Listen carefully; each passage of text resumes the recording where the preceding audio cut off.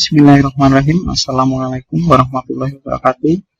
Selamat pagi kelas 10 teknik pengelasan. Semoga dalam keadaan sehat dan selalu mentaati protokol kesehatan sesuai dengan anjuran pemerintah. Hari ini ketemu dengan Bapak Nafis Arinugroho dalam mata pelajaran pekerjaan dasar teknik mesin. Untuk pertemuan ini, kita akan belajar tentang kompetensi dasar 3.8, yakni tentang proses dasar pengelasan. Sebelum kita masuk ke materi, Bapak akan sampaikan tujuan pembelajaran kita pada kompetensi dasar 3.8 yang harus kalian capai. Ada 3 pokok tujuan pembelajaran yang harus kalian capai, yaitu yang pertama, 3.8.1,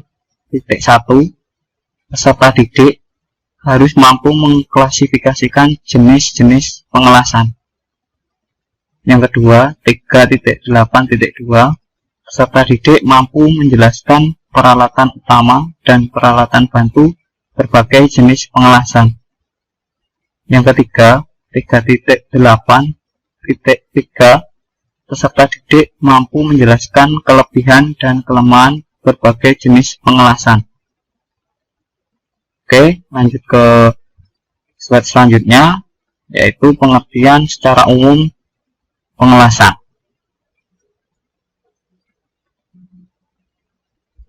Ya, pengertian pengelasan. Di sini ada 7 poin penting yang terkait pengertian pengelasan. Ya, yang pertama, pengelasan itu adalah proses penyambungan. Yang kedua, apa yang disambung yaitu 2 atau lebih logam. Jadi di sini yang disambung adalah logam. Kalau bukan logam berarti bukan pengelasan. Terus yang ketiga, sejenis maupun tidak sejenis.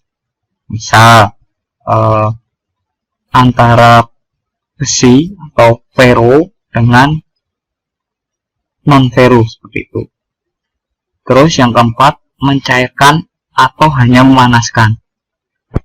Di sini maksudnya adalah kita memanaskannya itu sampai titik cairnya atau cuma memanaskan tidak mencapai titik cair. Yang kelima yaitu di atas atau di bawah titik lebur. Nah, ini hampir berkaitan antara poin 4 dan poin 5. Yang selanjutnya, dengan atau tanpa tekanan. Dan yang terakhir, poin ke-7 atau kata kunci ke-7 yaitu disertai atau tanpa bahan pengisi.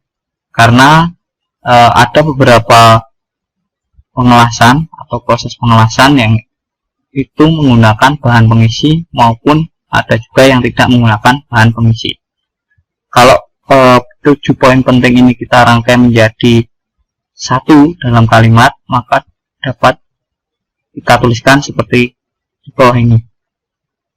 Proses penyambungan 2 atau lebih logam, sejenis atau tidak sejenis, dengan cara mencairkan atau memanaskan di atas atau di bawah titik leburnya, dengan atau tanpa tekanan, disertai atau tanpa bahan pengisi.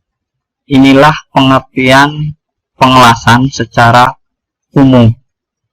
Silahkan kalian pahami, kalian ingat pengertian pengelasan secara umum ini. Lanjut ke slide selanjutnya. Klasifikasi proses pengelasan. Di sini sebenarnya banyak sekali proses pengelasan yang ada, tapi Bapak akan berikan 4 proses pengelasan yang memang harus kalian kuasai, karena besok di kelas 11 dan kelas 12 itu kalian akan praktekkan. Yang pertama yaitu adalah pengelasan oksiasetilin, sering juga disebut las karbit atau las OAW atau oksiasetilin welding. Seperti ini adalah contoh mesin las OAW. Untuk yang kedua, yaitu pengelasan busur manual atau sering juga disebut las listrik atau SMAW, yaitu sheet metal arc welding. Mesinnya yang ada di bengkel kita yaitu seperti ini. Yang selanjutnya, yang ketiga, yaitu pengelasan gas metal atau sering juga disebut las CO, ya, atau juga sering disebut las GMAW atau gas metal arc welding. Mesin yang ada di bengkel bentuknya seperti ini. Terus yang selanjutnya yaitu pengelasan gas tungsten atau las argon atau sering disebut juga GTAW atau gas tungsten arc welding. Mesin yang ada di bengkel bentuknya seperti ini. Pada kesempatan kali ini kita akan belajar poin yang pertama, yaitu terkait pengelasan oksiasetilin atau las kabrit atau oksiasetilin welding.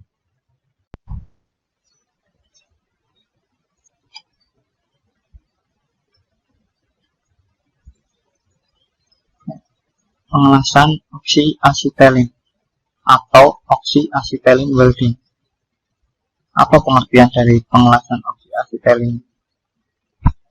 Yaitu adalah suatu proses pengelasan gas yang menggunakan sumber panas, nyala api melalui pembakaran gas oksigen dan gas asetilin untuk mencairkan logam dan bahan tambah.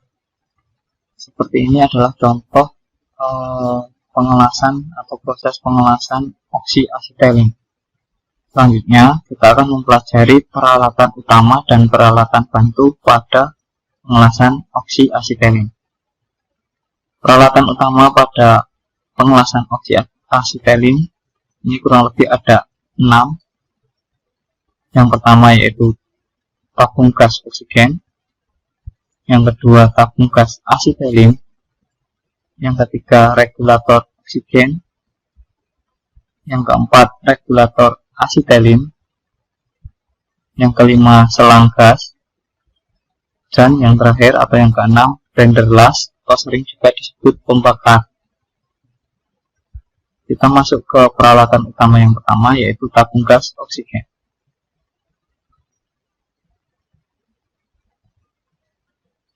Tabung gas oksigen ini mempunyai ciri-ciri sebagai berikut. Yang pertama, tabung gas panjang dan langsing. Seperti yang kita ketahui dari gambar di sini, tabung gas cenderung mempunyai ukuran yang panjang dan bentuknya lebih langsing jika dibandingkan dengan tabung gas asetilin. Yang kedua, dari segi warna, biasanya tabung gas oksigen itu berwarna biru, bisa juga berwarna hijau ataupun hitam. Yang ketiga, pada sambungan antara tabung gas dengan regulator, ini menggunakan ulir kanan.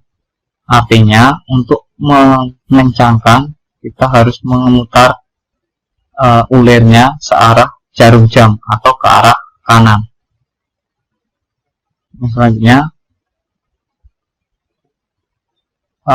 tabung gas ini mempunyai kapasitas maksimal 150 kg per cm persegi atau kurang lebih 2200 psi. Yang kedua, peralatan yang utama yang kedua pada mesin las oksiasetilin welding ini adalah tabung gas asetilin. Ciri-ciri dari tabung gas asetilin ini, yang pertama, tabungnya pendek tetapi gemuk, seperti pada gambar samping. Yang selanjutnya yaitu biasanya berwarna merah. Tabung gas asetilin ini kebanyakan berwarna merah. Diberi warna merah artinya karena tabung asetilin ini atau gas yang ada pada tabung asetilin ini mudah terbakar. Warna merah ini adalah indikator atau yang menunjukkan bahwa isi tabung mudah terbakar. Yang ketiga, menggunakan ulir kiri pada sambungan tabung terhadap regulator. Artinya, untuk mengencangkan antara ulir tabung dengan ulir regulator itu ke arah kiri atau berlawanan arah jarum jam. Ulir kiri ini juga digunakan untuk gas-gas atau tabung gas yang mudah terbakar. Kapasitas maksimalnya yaitu 15 kg per cm persegi. Selanjutnya peralatan yang ketiga yaitu regulator oksigen. Secara umum, baik itu regulator oksigen ataupun regulator asetilin, itu mempunyai dua macam manometer. Ini adalah manometernya. Yang pertama yaitu manometer tekanan isi. Yang sebelah kanan ini ya. Manometer tekanan isi ini adalah penunjuk tekanan yang ada pada botol atau pada tabung atau pada silinder. Jadi ini adalah petunjuk atau ukuran isi dari tabung atau botol atau silinder. Sedangkan yang sebelah kiri ini namanya manometer tekanan kerja. Ini adalah tekanan yang dibutuhkan pada waktu kita melakukan pekerjaan pengelasan. Tekanan kerja ini bisa diatur menggunakan tuas yang ini. Ciri-ciri regulator oksigen. Yang pertama, manometer tekanan isi skala sampai 250 kg per cm persegi. Manometer tekanan kerja yang ini skala sampai 12 kg cm persegi. Baut pengikat menggunakan ulir kanan. Di sini baut pengikat di sini akan dihubungkan dengan tabung menggunakan ulir kanan atau dikencangkan searah jarum jam. Dan biasanya disesuaikan dengan warna tabung itu berwarna biru untuk regulator oksigen. Peralatan utama yang selanjutnya yaitu regulator asetilin. Ciri regulator asetilin. Yang pertama, manometer tekanan isi yang sini mempunyai skala 30 kg per cm persegi. Kemudian manometer tekanan kerja itu mempunyai skala sampai 3 kg per cm persegi. Baut pengikat di sini menggunakan ulir kiri disesuaikan dengan tabung gas asetilin yang juga menggunakan ulir kiri. Artinya untuk mengencangkan ulir ini atau mengencangkan baut pengikat ini harus dikencangkan berlawanan arah jarum jam. Dan yang terakhir biasanya berwarna merah disesuaikan dengan warna tabung gas asetilin yaitu berwarna merah. Peralatan yang selanjutnya atau yang kelima yaitu selang. Selang ini berfungsi untuk mengalirkan gas yang keluar dari tabung menuju blender untuk proses pengelasan. Agar aman, selang ini harus mampu menahan tekanan kerja dan tidak mudah bocor, karena kalau sampai bocor itu rawan terjadi bakaran.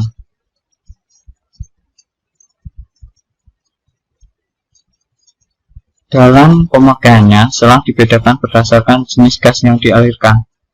Biasanya, untuk warna merah ini digunakan untuk aliran gas asetilin. Dan yang warna di sini ditunjukkan warna hijau, biasanya juga ada yang warna biru ataupun hitam, itu menunjukkan atau digunakan untuk selang gas oksigen. Peralatan yang keenam atau yang terakhir yaitu blenderlass, atau sering juga disebut dengan torch, atau juga sering disebut pembakar. Mempunyai fungsi sebagai tempat pencampuran gas oksigen dan gas karbit atau gas asetilin C2H2, dan kemudian campuran ini dinyalakan dengan api yang nantinya akan digunakan untuk melakukan proses pengelasan. Pada blenderlass ini ada dua keran. Yang pertama itu keran warna merah. Ini adalah keran untuk mengatur aliran gas asetilin. Dan keran yang berwarna biru ini adalah untuk mengatur aliran gas oksigen.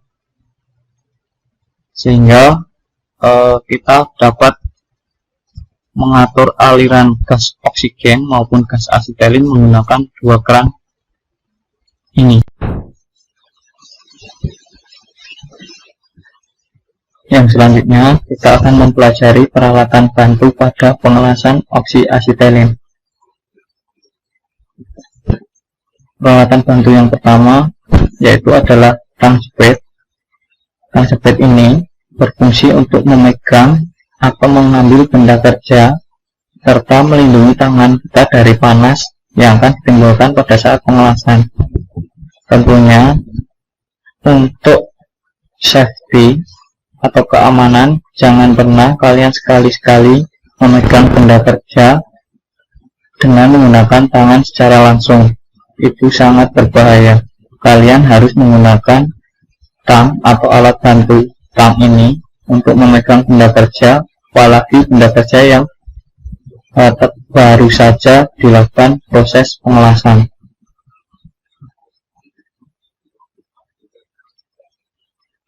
Yang selanjutnya yaitu sumber api.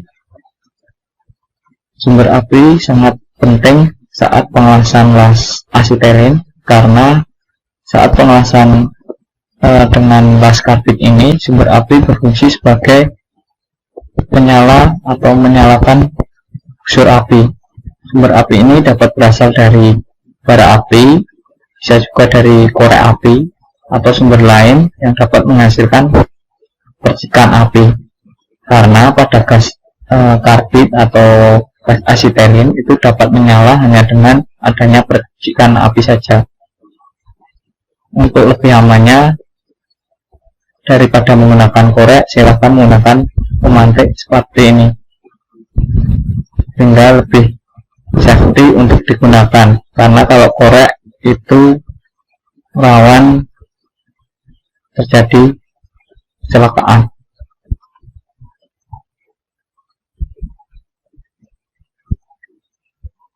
Yang selanjutnya, peralatan bantu yang digunakan pada pengelasan oksi asetilin adalah sikat baja.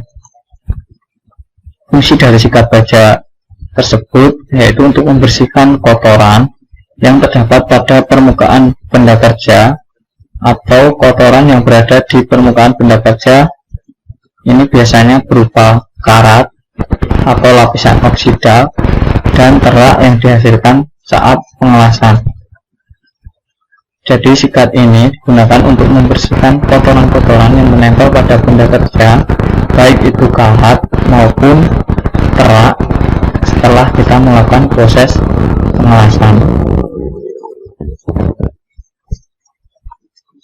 Peralatan bantu yang selanjutnya yaitu adalah jarum pembersih. Jarum pembersih ini digunakan untuk membersihkan nozzle atau sering disebut mulut pembakar atau tip pada blender. Jadi nozzle ini adalah ujung atau mulut pembakar pada blender las. Ukuran jarum pembersih ini bervariasi ya. Di sini sangat banyak sekali variasinya, tentunya disesuaikan dengan ukuran lubang pada nozzle atau mulut pembakar.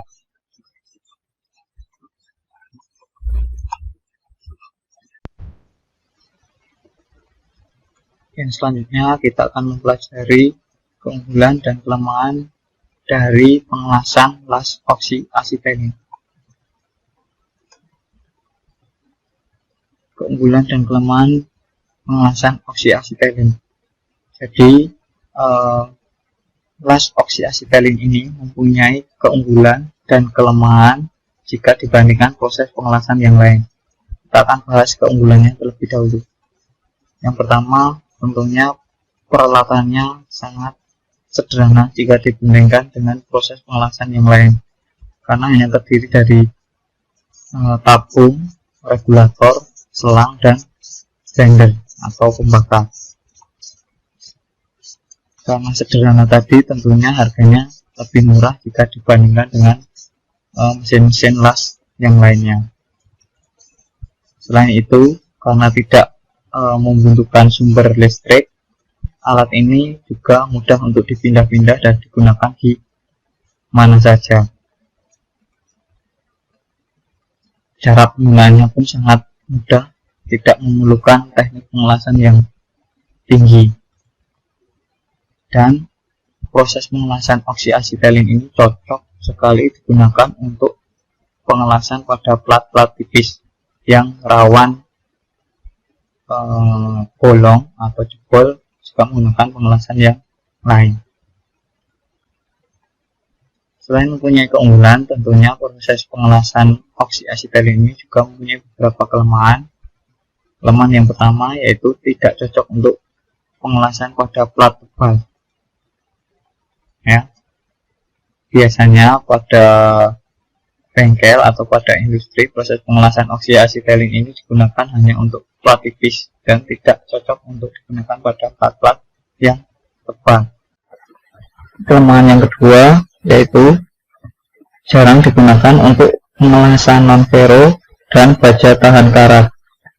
Jadi pada pengelasan oksi asetilin ini biasanya hanya digunakan pada pengelasan berbahan logam ferro atau besi, dan tidak untuk proses pengelasan pada baja tahan karat, misal stainless seperti itu.